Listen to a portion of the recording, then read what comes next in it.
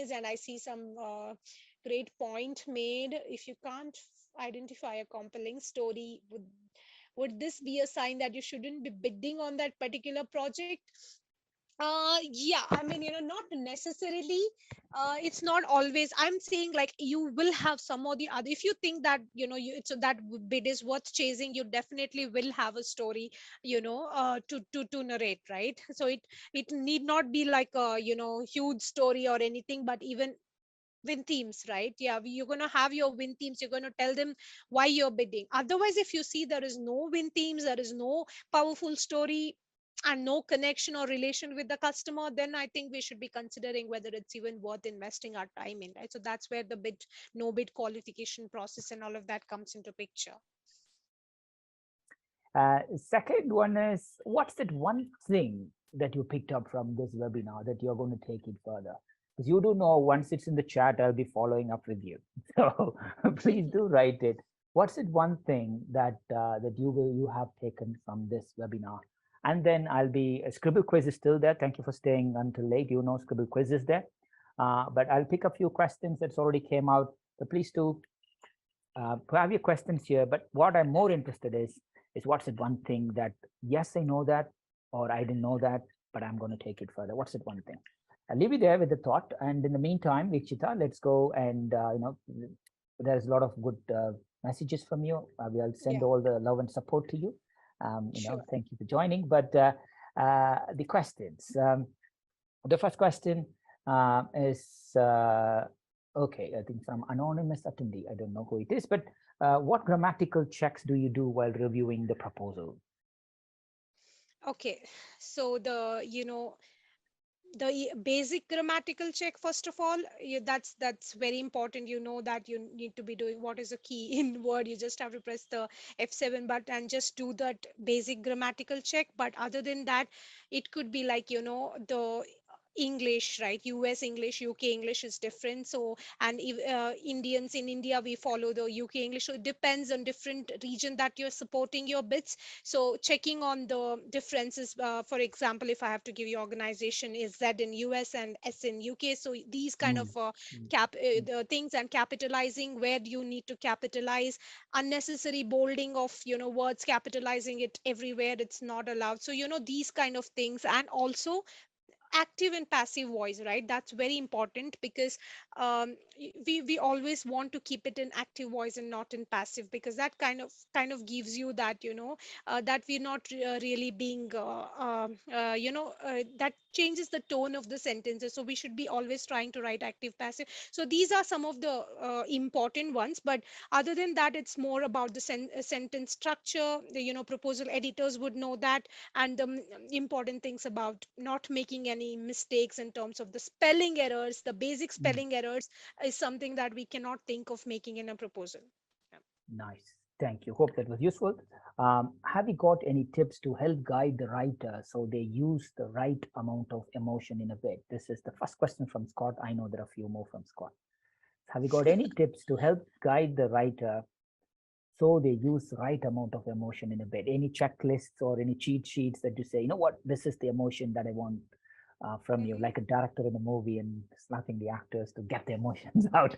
Do you have anything that you give to Yeah, the writer? I think it's again linked to the problem of the customer. So it Mm, totally depends on what the issue in hand is. So mm, in relation to that, we have to check, like what kind of emotion, if you're going to present to them, it's going to affect that particular issue that the customer is talking about, right? So mm, I would say it's very much relevant to the solution or the problem, not the solution, problem in hand.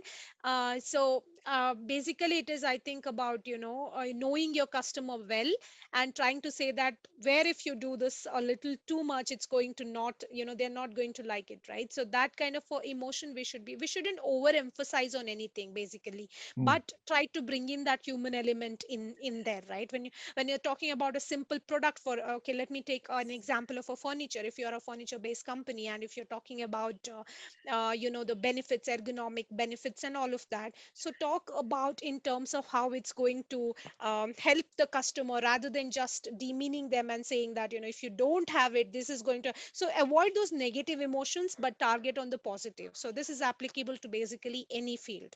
Yeah. Thank you. Thank you for that. Yeah, I think there are a lot more questions coming. So I think we have 12 minutes. I need 5 minutes for Scribble question. 7 minutes, 7 questions. Let's go.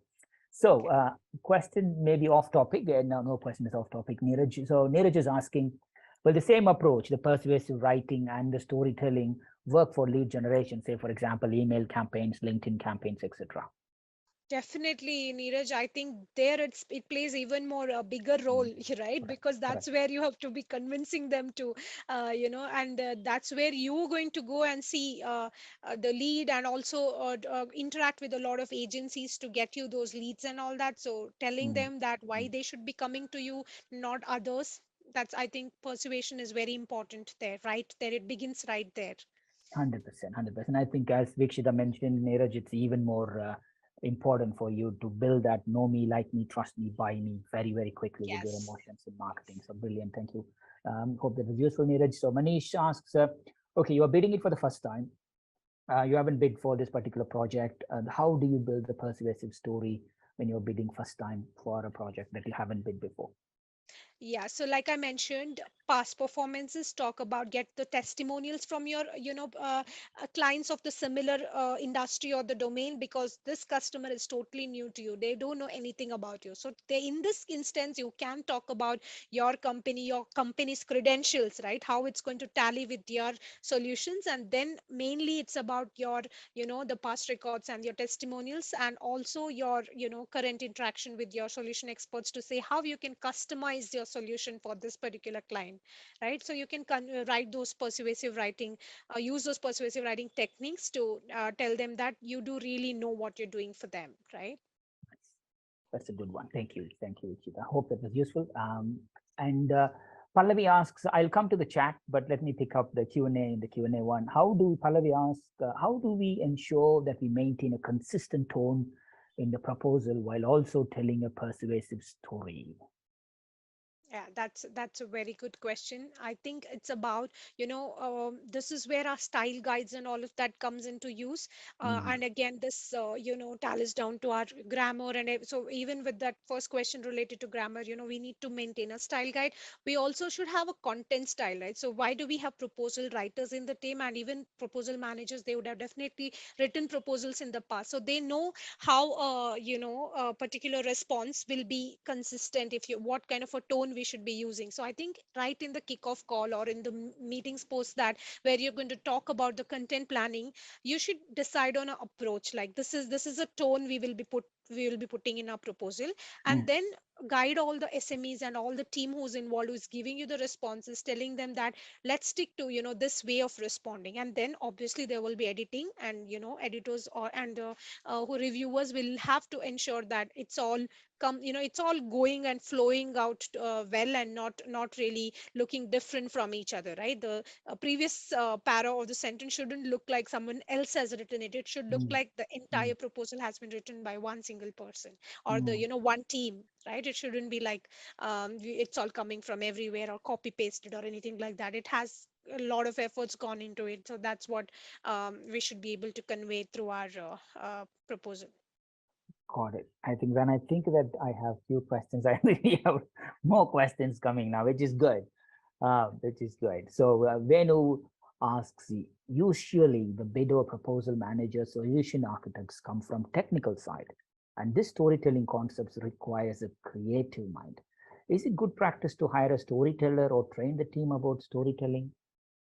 Yes, I mean, it's not like storytelling, there will be experts who will just tell you that I'm a good storyteller, because, storytelling is something that comes with the experience and practice and all of that. And yes, creative witty and creative writers are required. I personally think that they play a very good role in proposal teams, because yes, technical people, they focus more on technical aspects, and if you have a support from a creative person, they will definitely tell you that how you can, present a technical response in a better manner, right? I mean, it's not like you're going to change anything, any solution or the product information, but how you're going to make it little more appealing and Mm, for the layman, right? So that's mm. where the creative person plays a role. So I think, Venu, yes, that is a good idea, that having a creative person in the team, creative writer in the team, will be very helpful.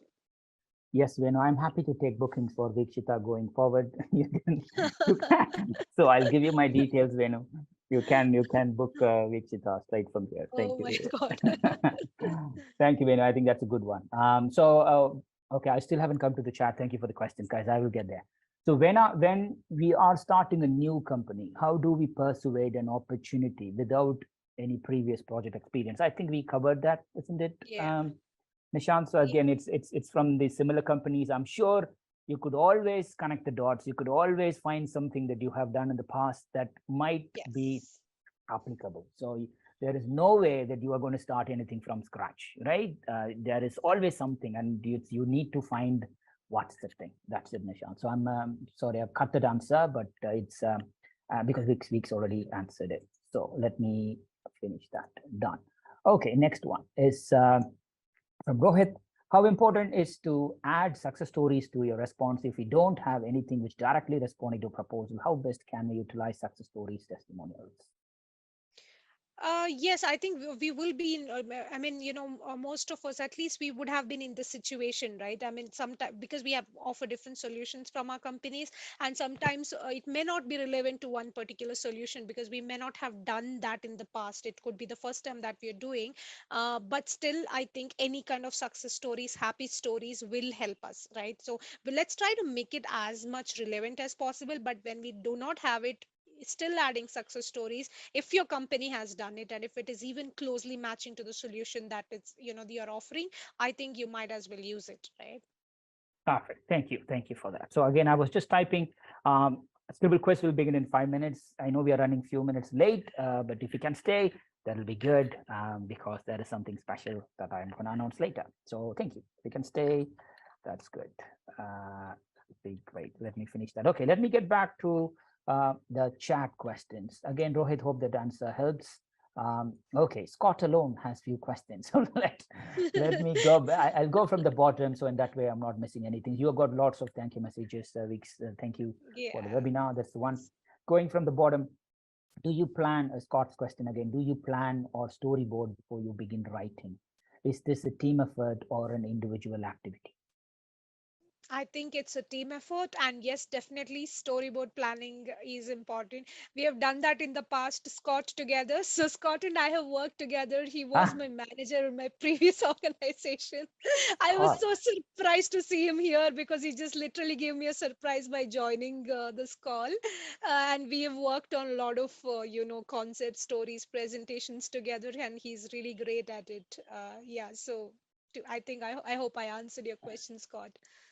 Scott, I think Week's response is she still loves you, and thank you for the question. You know you have the answer yourself. Thank you, Scott. Thank you for joining. It means a lot when somebody works with you and coming back and supporting them and asking questions. I think it means a lot. And Weeks, you are so blessed, Yes, I no 100%. So, doubt. Chandu's question: what could be the best thing in writing if the company is stepping into RFP filed for the first time without having any previous projects and testimonials? Again, Same. we have answered it. So that's it. Okay, Nico. Which section of the Ankit's, this is a good one. Which section of the proposal you will use for storytelling? Ankit's question. Okay, so it is, I mean, mainly I would say start right from the executive summary part. So this is, again, in government or commercial proposals, sometimes we are not allowed to give anything apart from what they would have asked us, right? They have a format, they want us to stick to that. So in that instances, look for questions where they are going to talk about, okay, your experience or, your project experience, what have you done in the past or something, related to those questions. You can try always narrating a a story within those questions. Otherwise, I think executive summary is one of the best places where you can narrate a story, because that's where your client will first look at your proposal, and if that is very convincing enough, and then you're going to flow that story into your proposal and resonate it in your entire proposal, I think Mm. that's where your storytelling will be successful in a proposal. Nice. Thank you. Two more questions, I think. One from Sukrit. How can storyboarding help in delivering the proposals? Again, we talked about persuasive writing, we talked about storytelling, but storyboarding is another form of capturing the same thing. We have webinars around it. Again, as I mentioned, if you follow Baachu Scribble in LinkedIn, go through. There is at least 3 webinars related to storyboarding. Sukrit, please do watch them and come back. I'm sure you have even more questions than before you asked about storyboarding. So that's the message there. Let me see if there is anything. Again, would you like your story? Again, Scott's asked good questions all along. Would you link your story to your key win themes? What do you think? Yes, yes, of course, we have to, like how I mentioned, it has to permeate in all your entire proposal. And two win themes, if they are linked, it's like nothing. It's like your nothing like it, I meant. So it's more like your what do you call, emphasizing that in your win themes and then presenting that story. I think it connects really well if you link it like that. Brilliant. That's the end of the question.